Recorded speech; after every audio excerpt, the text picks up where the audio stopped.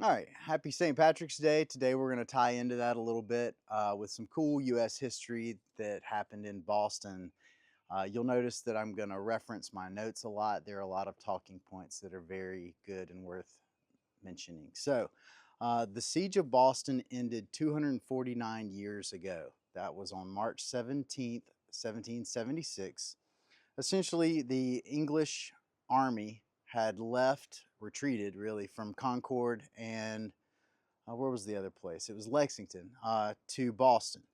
Um, George Washington shows up in July, so this would have been like last summer, and wants to go after them immediately.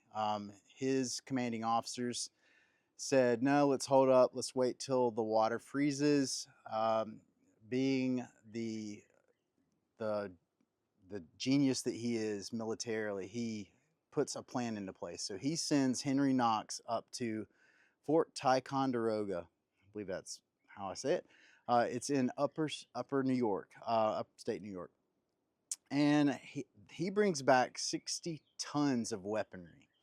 So essentially, this day comes around. It's actually the day before.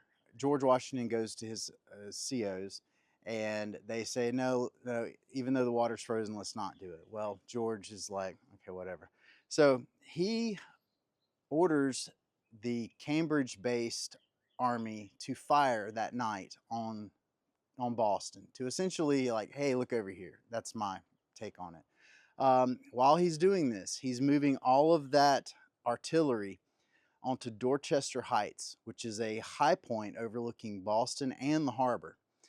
Um, well, let's just say the next morning, the commanding general, William Howe, for the English noticed and said, quote, "My God, these fellows have done more in one night than I could make my army do in 3 months."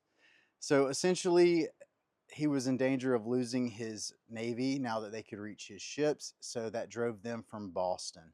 So that was a big win. It ties in, I mean, it boosted morale for the Continental Army. It strengthened Washington's leadership.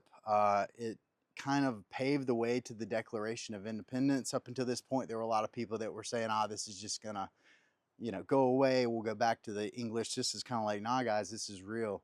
And then it marked the first major British defeat. So pretty cool history. Take care.